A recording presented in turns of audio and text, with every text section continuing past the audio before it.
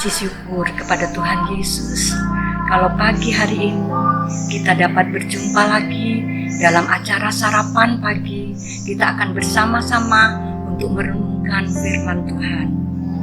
Saudara-saudara, kita melihat hari-hari ini keadaan yang sangat memprihatinkan karena pandemi corona yang amat sangat berdampak dalam kehidupan kita sehari-hari. Kita melihat dalam sisi ekonomi, bagaimana ekonomi kita pada hari-hari ini. Bangsa Indonesia bahkan di seluruh muka bumi ini, mereka dalam keadaan yang menurun dalam ekonominya. Meskipun orang-orang yang mempunyai uang, pengusaha-pengusaha, sampai masyarakat yang terkecil, rakyat jelata merasakan dampak dari virus corona, pandemi virus corona ini, tidak terkecuali saudara dan saya. Kita telah melihat di televisi bagaimana orang-orang berdemonstrasi agar ekonomi mereka boleh stabil kembali. Bahkan pemerintah kita, Bapak Jokowi telah banyak sekali mengeluarkan anggarannya untuk mengatasi pandemi ini. Mungkin bagi orang-orang yang mempunyai tabungan yang banyak, masalah ini dapat teratasi. Tetapi kita yang hidup dengan penghasilan yang pas-pasan, kerja sehari untuk kehidupan sehari saja, ini amat sangat memprihatinkan. Rasa khawatir mulai menjalar sebagai imbas dari menjalar kemana-mana. Pencurian, perampokan, bahkan pembunuhan sebagai imbas dari orang-orang yang nekat karena tidak adanya sumber ekonomi mereka. Saudara, bagaimana dengan kita, orang-orang yang percaya kepada Tuhan Yesus, yang telah dibekali oleh janji-janji firman Tuhan? Mari kita baca ayat yang tidak asing dan sering kita dengar. Kita baca bersama Matius 6 ayat 25, 32 dan 33. Ayat yang ke-25. Karena itu aku berkata kepadamu, janganlah khawatir akan hidup ini, akan apa yang hendak kamu makan atau minum, dan janganlah kamu khawatir pula akan tubuhmu dan apa yang hendak kamu pakai. Bukankah hidup ini lebih penting dari makanan dan tubuh itu lebih penting dari pakaian? Ayat 32. Semua itu dicari bangsa-bangsa untuk yang tidak mengenal Allah. Akan tetapi Bapamu yang di surga tahu bahwa kamu memerlukan semuanya itu. Ayat 33, tetapi carilah dahulu kerajaan Allah dan kebenarannya, maka semuanya itu akan ditambahkan kepadamu. Saudara, janji ini disampaikan oleh Tuhan Yesus sendiri. Janganlah kita meragukannya. Meskipun saat ini kita diwajibkan untuk tinggal di rumah saja, tetapi kita masih dapat beribadah secara online, memuji Tuhan, menyembah Tuhan secara pribadi, membaca Alkitab, serta merenungkannya dan melakukannya. Apa yang diperintahkan Tuhan, carilah dahulu kerajaan Allah dan kebenarannya. Biarlah itu kita lakukan. Mencari kerajaan Allah dan kebenarannya berarti mencari Tuhan Yesus, sebab Tuhan Yesus adalah jalan, kebenaran, dan hidup. Barang siapa, tidak seorang pun yang dapat kepada Bapa kecuali melalui Tuhan Yesus. Satu hal yang Tuhan Yesus minta, biarlah kita percaya akan janji Tuhan dan jangan pernah meragukannya. Dia tidak akan lupa akan janjinya. Haleluya, puji Tuhan. Kita juga akan baca di dalam Yesaya 51 ayat 1a dan 3. Ayat 1a, Kita baca, dengarkan aku, hai kamu yang mengejar apa yang benar, hai kamu yang mencari Tuhan. Ayat 3, sebab Tuhan menghibur Sion, menghibur segala reruntuhannya. Ia membuat padang gurunnya seperti taman Eden dan padang belantarannya seperti taman Tuhan.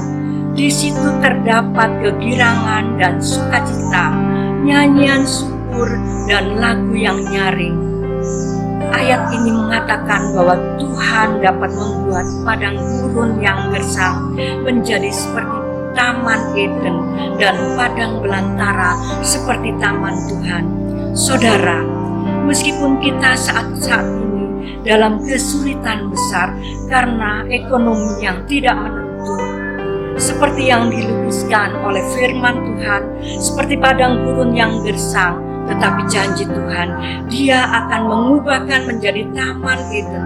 Di dalam kesulitan kita akan melihat pertolongan Tuhan, campur tangan Tuhan, sukacita yang melampaui segala akal dan pikiran kita akan kita terima. Tidak ada yang mustahil bagi Tuhan. Kita mengamini janji-janji-Nya dan kita bagi siapa yang mencari Tuhan dan kebenarannya. Kemudian kita akan melihat suatu masa di mana bangsa Israel mengalami masa kekeringan selama 3,5 tahun. Hujan tidak turun. Mereka dalam keadaan krisis ekonomi. Mari kita baca bersama 1 Raja-Raja 17 ayat 7 sampai 16. 1 Raja-Raja 17 ayat 7 sampai 16. Demikian firman Tuhan. Tetapi sesudah beberapa waktu sungai itu menjadi kering sebab hujan tiada turun di negeri itu. Maka datanglah firman Tuhan kepada Elia, bersiaplah pergi ke Sarfat yang termasuk wilayah Sidon dan diamlah di sana. Ketahuilah, aku telah memerintahkan seorang janda memberi engkau makan. Sesudah itu ia bersiap lalu pergi ke Sarfat. Setelah ia sampai ke pintu gerbang kota itu, tampaklah di sana seorang janda sedang mengumpulkan kayu api. Ia berseru kepada perempuan itu, katanya, cobalah ambil bagiku sedikit air dalam kendi supaya aku minum. Ketika perempuan itu pergi mengambilnya, ia berseru lagi, cobalah ambil juga bagiku sepotong roti. Perempuan itu menjawab, demi Tuhan Allahmu yang hidup, sesungguhnya tidak ada roti padaku sedikit pun, kecuali segenggam tepung dalam tempayan dan sedikit minyak dalam buli-buli. Dan sekarang aku sedang mengumpulkan 2-3 potong kayu api. Kemudian aku mau pulang dan mengolahnya bagiku dan bagi anakku. Dan setelah kami memakannya, maka kami akan mati. Tetapi Elia berkata kepadanya, janganlah takut, pulanglah, buatlah seperti yang kau katakan, tetapi buatlah lebih dahulu bagiku sepotong roti bundar kecil daripadanya, dan bawalah kepadaku, kemudian barulah kau buat bagimu dan bagi anakmu. Sebab beginilah firman Tuhan Allah Israel, tepung dalam tempayan itu tidak akan habis, dan minyak dalam buli-buli itu pun tidak akan berkurang sampai pada waktu Tuhan memberi ke atas muka, sampai Tuhan memberi hujan ke atas muka bumi. Lalu pergilah perempuan itu dan berbuat seperti yang dikatakan Elia. Maka perempuan itu dan dia serta anak perempuan itu mendapat makan beberapa waktu lamanya. Tepung dalam tempayan itu tidak habis, dan minyak dalam buli-buli tidak berkurang sedikit, seperti firman Tuhan yang diucapkannya dengan perantaraan Elia. Adalah firman Tuhan yang disampaikan oleh Elia kepada janda dari Sarfat itu.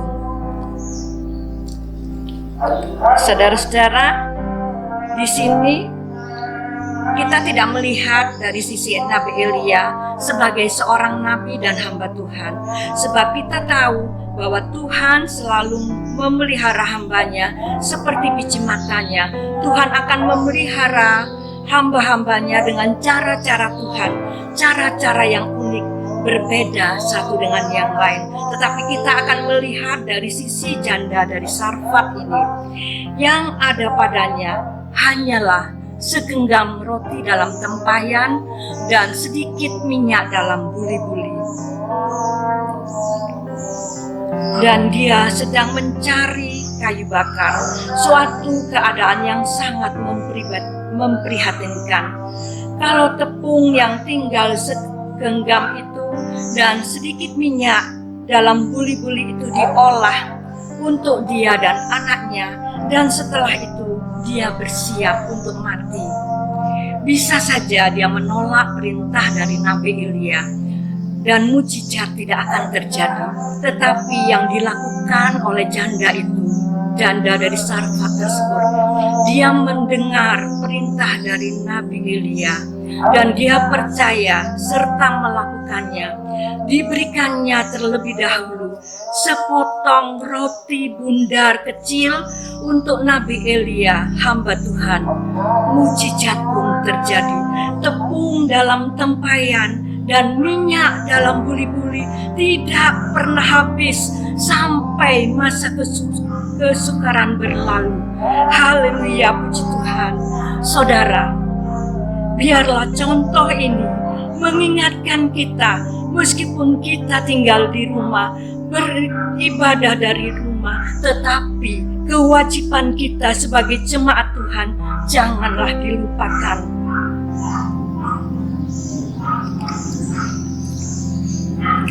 Kita dahulukan kepentingan pekerjaan Tuhan. Sepotong roti bundar yang kecil akan membawa mujizat Tuhan dengan luar biasa.